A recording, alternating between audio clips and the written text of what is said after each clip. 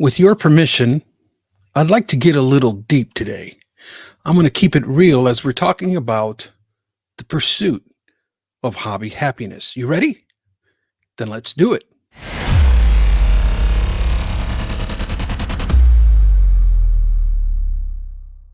Hello and welcome, rookie card collecting friends. Victor, the rookie card specialist, coming at you fresh from a vacation, a much needed vacation. And I want to share with you, I guess, some thoughts that have been really um, that I've been reflecting on. And I guess the reason for that is that prior to me going on vacation, I had a sense of burnout, I guess you can call it. It was just a sense of kind of like burning the candles at both ends for a very long extended period of time.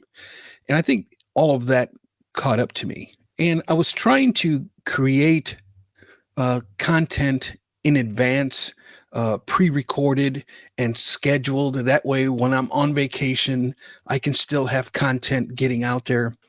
And with all of the preliminaries that I had to do, everything that I had to get in place for this trip, because we were going out of the country, it just ended up. It didn't end up happening, and that just frustrated me all the more. Because I didn't schedule any content. And I guess it's been a long time coming. It just seems like for quite some time now, I guess there's just been this routine of busyness that I've had going on in my life, and it's not just in the sports card side of things, but life as a whole. You know how it is, and I started to think about certain things, and I'm starting to, I guess, ask myself why. Why am I feeling this way? Why all of a sudden am I uninterested in the hobby? I started thinking, well, maybe it's my job. I have like an hour commute, sometimes hour and a half commute to and from work. So that makes my 8-hour workday. It turns it into 10 or 11 hours. But I started thinking, man, work really isn't it. Work's never really bothered me before. Why is work going to bother me now? I started to think, is it, all of the negativity type things that I kind of take to heart. And I guess what really started to give me telltale signs that I was kind of like burnout is certain things started to bother me that typically don't bother me. And, you get kind of crabby or grumpy type of thing. And I think that was, for me, a telltale sign. I'm typically one who's like always smiling. And so that starts to affect the smile, your countenance type of thing. And so I start thinking, well, it's maybe, I'm my age, I'm not getting enough sleep. I typically sleep like 5 or 6 hours a night. Maybe I'm not getting enough sleep or proper sleep. And I don't know. I've been getting 5, 6 hours of sleep for so many years. I don't see how that could be it. I started to think, well, maybe it's, my eBay store. It's like constantly, you're shipping and listing and shipping and constantly staying on top of things. And but that's kind of like a necessary thing for me to do at the moment. And I start to think, well, maybe it's, going through all these collections and kind of filtering through them and organizing them. And I really don't think that was it, because that's really something, I'll be honest with you, that's something that I really, really enjoy. Although it does take a lot of time, it's very time consuming. And so the process for me to go through these collections is a very slow one, but it is something that I have added to my plate that really takes a lot of time, right? And so I'm just at this point, I'm just reflecting. I'm trying to pinpoint what the problem is, right? And I started thinking maybe it's the pressure that I put on myself because I am writing a book, and I gave myself a date of April of 2024 that I would like to have it published. And it's trying to put all the pieces of that together. It's something I've never done before, so I don't know the process of writing a book.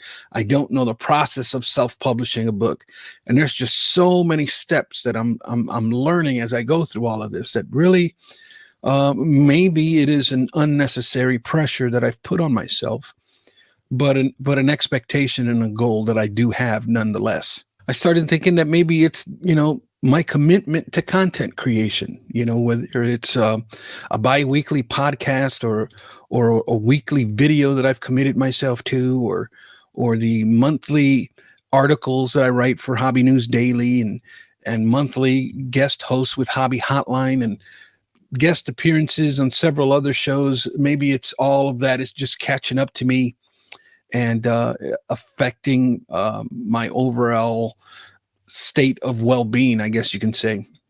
And let's not forget, of course, the obvious, advancement of the PC, right? It's always we're always window shopping, right? Whether it be on eBay or some type of other platform, but that's like a constant drain of time that we give ourselves to. But these things are typically things that inspire me, that fuel my fire and my passion for the hobby. So why would it be, that? But I can tell you that, I'm still learning, and there's just, I'm 52 years old. I've been in the hobby close to 35 years. But I can tell you that I'm still learning. This old guy still has things that he has to learn, and that's how it should be. We should never. I don't ever want to come to a place where I think I've arrived or I know it all, because that's definitely not the case. So I'm still learning how to balance my time, how to balance my responsibilities, how to balance my hobbies, and so. And these are all things that I know, right? They're common knowledge. I'm not a young man in my 20s that doesn't know better. I'm older in years, and I know better. I know these things. But even having the knowledge, we can still find ourselves in the trap of busyness. We can still find ourselves getting bit by the bug of burnout. And I don't think any of us are susceptible to it. At least I know that I am not. And so I believe for me now, I want to be very careful and really pertain what I'm saying to me, because these are things that I'm feeling. These are things that I'm going through. These are things that I'm basically reflecting on, trying to figure out. But I found myself in this pursuit of hobby happiness, right? And what I've learned is that this pursuit of hobby happiness is never ending. It is endless. It is never satisfied. And here I believe lies the problem. I think that in my ambition, and I've become overly ambitious, and perhaps I've lost sight of what's truly important. In other words, I've lost sight of my priorities. And I think that's kind of where I'm at. So I really took some time to really reprioritize and to really reconvey to myself what's truly important. And I want to share them with you, because I want you to know kind of where I'm at, where I'm coming from, where I've been, where I'm at, and where I'm headed, right? That's kind of the reason for this video. And I thank you if you've stuck around this long. Thank you for doing that. I'm going to show a few cards that I've picked up here just momentarily, but I thank you for hearing me out on this, and I want to make it quick. I don't want to spend too much of your time on my deep philosophical thoughts, right? That's not what you're here for. I get it. But I do want to share very quickly kind of where I'm at, and I've reprioritized my list of priorities. And the first one that I want to share with you is my faith. I have got to reprioritize and make this number one again. Ambition leads to busyness.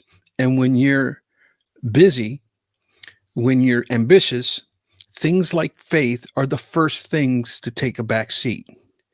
And for me, I have to make my faith number one priority. And some might say faith in what? Faith in myself, faith in government, faith in society, faith in what? No, my faith comes from the Bible. My faith comes from the belief in Jesus Christ. And looking at today's world and what's happening with Israel and all over the globe, it's actually quite concerning. It actually makes me want to um, rethink what's really important here, kind of reflect on the frailty of life, really. And so I've got to put the things of faith my number one priority. Secondly is my wife.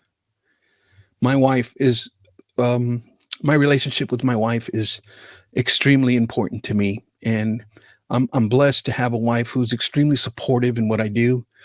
But I also have a wife who has hobbies of her own, But my wife and I have sat down and kind of reflected on these things, and we've recommitted ourselves to making our relationship a priority as well.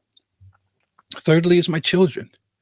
My children are a priority. I've raised five children, and although they're all grown and they're adults and they're out of the house, I do understand that, or I've come to understand that I'm also a grandpa, and grandparents have a form, at least in a small amount. We have a form of parenting our grandchildren as well, assisting our children in raising their kids. And it's one of them things where I've come to realize, even you're never really done being a father. Your fatherhood is going to continue even when your kids are grown and gone. There's times where my kids still seek the advice of their parents. So there's times where you're never really done being a dad. You think you're out of the woods. No, you're not. Being a dad is for the rest of your life. And so um, my children are a priority to me. Next one is my job. My job is a priority to me, and I got to remain positive when it comes to work, because work, if I don't try to remain positive about work can become dreadful. And I've had seasons where I've loved my job, and there's seasons where I find my job absolutely dreadful. But I try to balance that out by becoming grateful. I have to be grateful for my job. I have to prioritize my job, because my job has allowed me to make a decent wage, a really good wage. And my life has been able to prosper. My children has been able to prosper. And it's only because of my job allowing me to function within my talents and pay me a good wage. So I have to remain faithful to my job and be grateful for my job.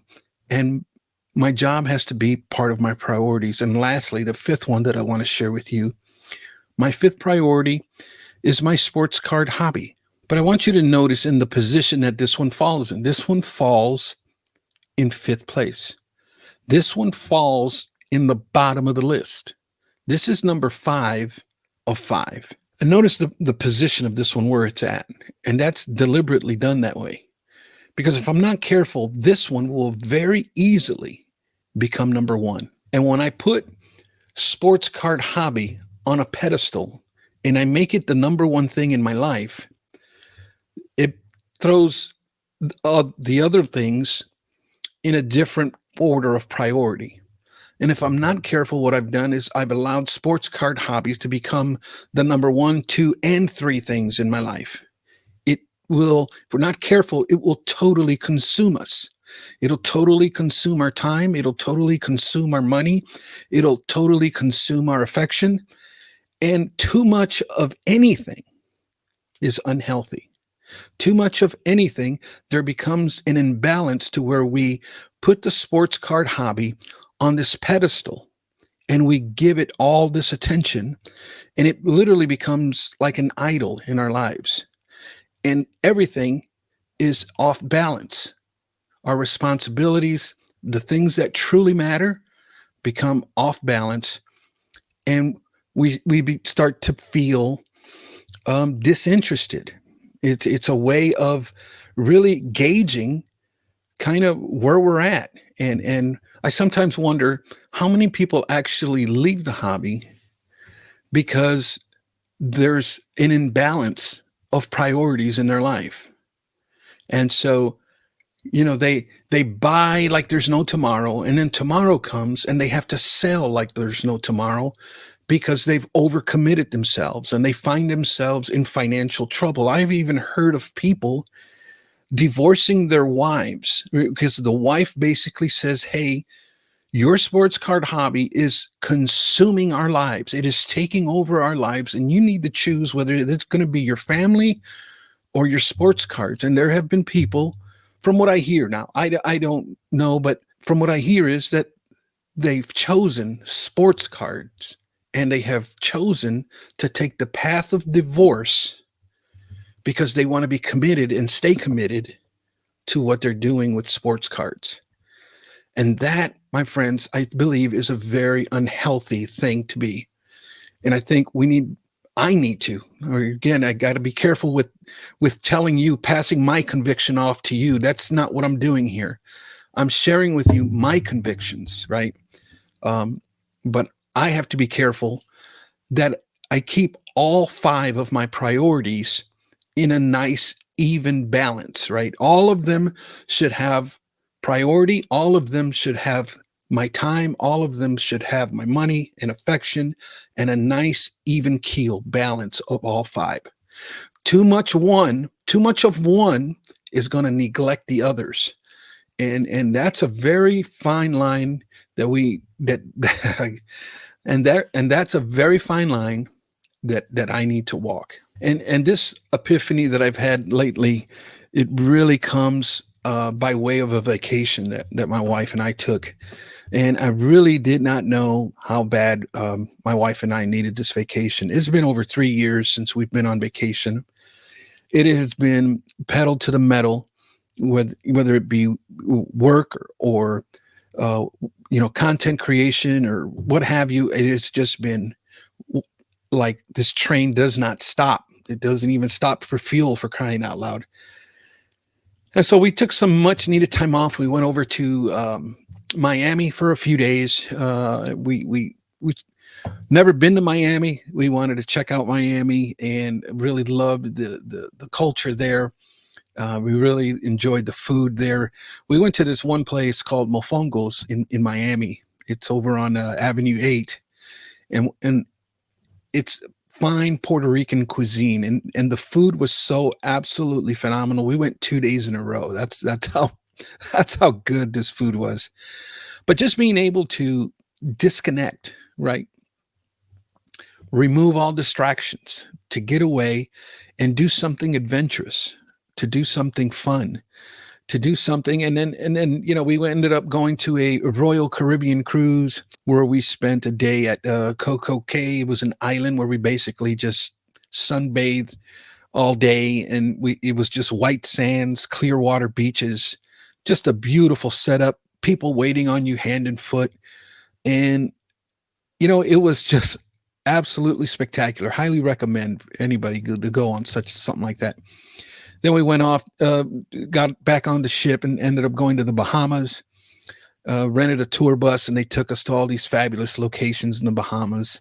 Just really loved the scenery and all of the learning about the culture of the Bahamas. Got back on the ship and spent a day at sea. And that was just absolutely phenomenal. They had so many different shows and such delicious foods. And it was just something that we really, really needed. And I decided to step away, and I didn't care that I didn't schedule any hobby content on my YouTube channel. Um, I unplugged for a couple of weeks, and I could have created a video last week, but I got in on Saturday morning. We took a late flight on Friday, got home Saturday morning about 2:30 in the morning. I actually could have made a video, and I said, you know what? I'm not going to. It's okay. It's not the end of the world that I don't, feed the algorithm type of thing. And I'm so tired of being controlled or manipulated by this algorithm and keeping it, keep feeding the algorithm, and or your YouTube channel is going to fade. And you know what? I don't care. It is what it is. I needed to unplug for a couple of weeks. I needed to rest, and I needed to live. I needed to love, and I needed to laugh. And it's work and work and work and grind and grind and grind 24/7. is not healthy. It's cool in the short term, right? We're inspired, we're ambitious, and it's cool. But long term, I believe long term, it's going to destroy me. So stepping away for 2 weeks, it was exactly what the doctor ordered, and just had a fabulous time. Really did. So I stepped away from all forms of content creation. I put my eBay store on vacation mode. I sent a post on my YouTube community board and was kind of like, bon voyage, my friends. I will catch up to you later. And so the result of all of that is that I'm back and I'm ready to go. I'm refreshed, renewed, and ready to get back into it. I'm going to show you guys some pickups that I went to this card shop in Miami. Don't remember the name of it. I was trying to look for it online before I made this video. I couldn't find it. The shop's only been open for 3 months, and I'm so upset. I went in there only with a $50 budget was kind of the deal. Because I was, I had just gotten there, and we were going to be there for like 8 days. And I really needed to be mindful of my spending. So I set a $50 budget for this card shop. I ended up picking up a few cards, and this was the first one. This beautiful Ichiro from the Project 2020. Really liked that one with the US flag and the Japanese flag. Really enjoyed that one, picked that one up. And it's typically, when I travel, I like to pick something up that kind of commemorates the trip. And I got this one. It is a Bo Bichette rookie card from the 2020 Topps, the Steve Aoki set. Oh my goodness. There we go. I picked this one up for 2 reasons. I like it because the Steve Aoki, just that even being considered a true rookie card is kind of debatable in my book. But for the sake of argument, I like the Steve Aoki set for this card. Number one, I really like Bo Bichette. I think he's a good ball player. I think he has a lot of long-term potential to being one of the greats of the game. But Steve Aoki was born in Miami, Florida. And so that kind of was cool to me. And then Bo Bichette was also born in Orlando, Florida. And so both Bo Bichette and Steve Aoki originally from Florida. And so I saw this just a base rookie card, me, nothing fancy. And I had to pick that one up as just to commemorate the trip type of thing. And then my last pickup is going to be from eBay. I got this one because it's meant more to be like a gag, because I consider, if I was to do my role reversal that I do is an episode with Vincent, is that I like to call it. It's more for like sarcasm, but I found a very rare Michael Jordan rookie card that I don't think anybody realizes or is aware of it. But it is this Michael Jordan. I can't even keep a straight face when I tell you. This is it, folks. Michael Jordan rookie card. Get it while it's hot, right? Michael Jordan was 5 years old. He was 5 years old, so this has to be his first card ever made, making it a rookie card, right? All right, I'm gonna corner the market there. But that card is actually from 1999, Sports Illustrated for Kids, depicting Michael Jordan in 1969. It was his Ogden Elementary School picture.